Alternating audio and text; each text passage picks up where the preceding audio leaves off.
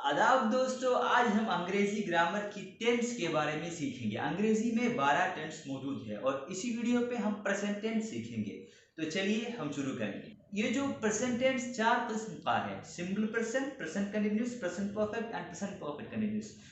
सबसे पहले simple present. ये सिंपल प्रेजेंट क्या होते हैं? मिसाल तौर पर एक जुमला ही डज राइट, माना क्या है? वो लिखता है।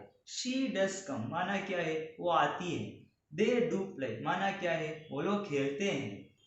ये देखो, ही डज राइट, वो लिखता है। इसमें ही सब्जेक्ट है, डज ऑक्सिलरी वर्ब है, और ये जो राइट है ना, ये वर्ब है। वर्ब का V1 फॉर्म है, first form of the verb V1 is right. और यहाँ पे देखो, दे डू राइट, इसमें दे सब्जेक्ट है, डू ऑक्सिलरी वर्ब है, और ये राइट V1 है, वर्ब की फर्स्ट फॉर्म है।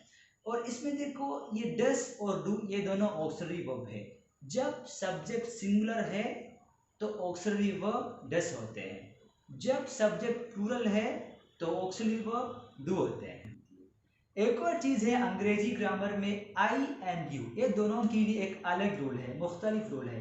क्या है कि ये आई एंड यू ये दोनों प्लूरल जैसे कंसिडर करते हैं अंग्रेजी में। तो हम कहते हैं I do play, I do right, you do play, you do right, ऐसा हम इस्तेमाल करते हैं ताकि ये आई एंड यू ये दोनों प्लूरल जैसे हम कंसिडर करते हैं अंग्रेजी ग्रामर में।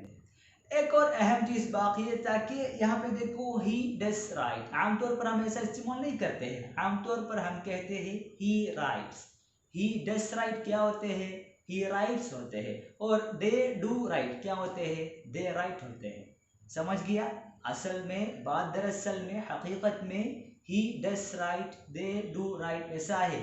लेकिन आमतौर पर हम क्या कहते हैं? आमतौर पर हम कहते हैं he writes, they write, I play, she comes, I come, ऐसा हम इस्तेमाल करते हैं।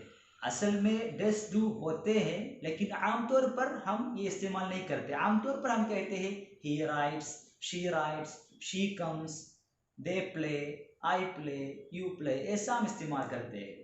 समझ गया दोस्तों? तो सिंपल पर्सन में दो तीन चीज जरूर याद रखना है। सिंपल पर्सन में ऑक्सिलरी वर्ब डस और डू होते हैं, वो भी सिंगुलर या प्लूरल के हिसाब से होते हैं। और वर्ब के फर्स्ट फॉर्म V1 इस्तेमाल करते हैं सिंपल पर्सन में। और आई और यू ये दोनों के लिए मुख्तलिफ रूल है, अलग रूल है। ये तीन चीज जरूर याद रखना सिंपल पर्सन में। प्रेजेंट कंटिन्यूस, ये प्रेजेंट कंटिन्यूस क्या होते हैं? जो अभी हो रहा है, ये है प्रेजेंट कंटिन्यूस। मिसाल तौर पर he is playing, she is playing, they are playing, I am playing, ये सब प्रेजेंट कंटिन्यूस है। माना क्या है? ही इज प्लेइंग, वो खेल रहा है। शी इज प्लेइंग, वो खेल रही है। दे आर प्लेइंग, वो लोग खेल रहे हैं। आई एम प्लेइंग, मैं खेल रहा हूँ, ये रहा है ना, ये हो रहा है, ये है प्रेजेंट कंटिन्यूस है।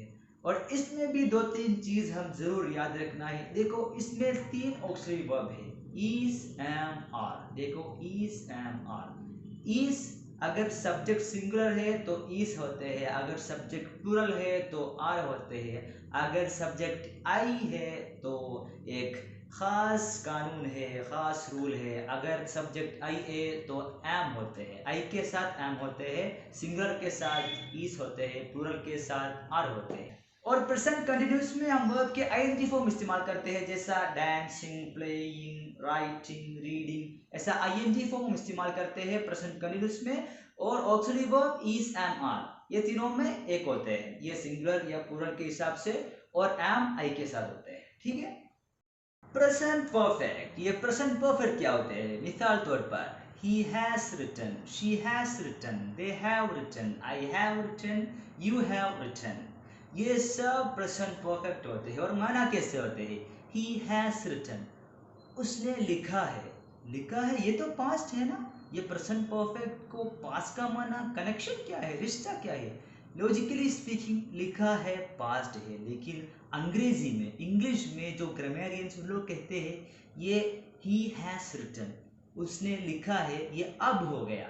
उसने लिखा था, ऐसा नहीं, उसने लिखा है, अब हो गया। तो अब होने वजह से ये प्रेजेंट परफेक्ट होते हैं इंग्लिश में। लॉजिकली स्पीकिंग लिखा है पास्ट, लेकिन इंग्लिश में अब होने वजह से, अब होने सबब से ये प्रेजेंट परफेक्ट होते हैं।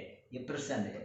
तो प्रेजेंट परफेक्ट में दो तीन चीज हम जरूर याद रखना। देखो, इसमें ऑक्सिलरी वर्ब हैज और हैव होते हैं। हैज और हैव, अगर सब्जेक्ट सिमिलर है तो हैज होते हैं, जैसा he has written, she has written। अगर सब्जेक्ट प्लूरल है तो they have written, I have written, you have written। देखो, I and you पहले मैंने बताया, I and you को अलग रूल है, मुख्तलिफ रूल है। ये I and you ये दोनों प्लूरल जैसा हम कंसिडर करते हैं अंग्रेजी ग्रामर में। और ये प्रेजेंट परफेक्ट में वर्ब के V3 फॉर्म इस्तेमाल करते हैं, पास्ट पार्टिसिपल, जैसा written और gone, ये सब V3 फॉर्म है। He has written, ये written V3 फॉर्म है। He has gone, ये gone V3 फॉर्म है। तो वर्ब के V3 फॉर्म इस्तेमाल करते हैं। और ऑक्सिलरी वर्ब has और have होते हैं सिंगुलर और प्लूरल के हिसाब। Finally present perfect continuous. ये प्रेजेंट परफेक्ट कंटिन्यूअस क्या होते हैं? एक चीज जरा देर से होने लगा लेकिन उसके असर अब भी मौजूद है। जरा देर से होने लगा लेकिन असर अब भी मौजूद है। ये है प्रेजेंट परफेक्ट कंटिन्यूअस। मिसाल तौर पर he has been writing, she has been writing, they have been writing, I have been writing, you have been writing। ये सब प्रेजेंट परफेक्ट कंटिन्यूअस होते हैं। और इसमें देखो, ये सारी चीज he has been writing, वो लिखता रहा है।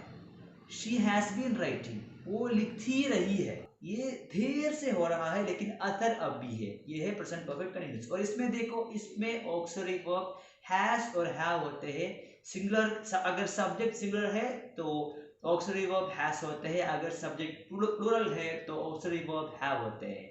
और देखो, इसमें जो वर्ब का फॉर्म है ना, वर्ब का जो फॉर्म, ये आईएनजी फॉर्म है। आईएनजी फॉर्म में वर्ब आते हैं। He has been writing, writing ING form.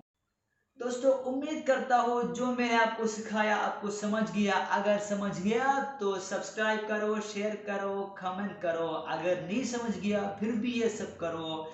खुदा हाफिज।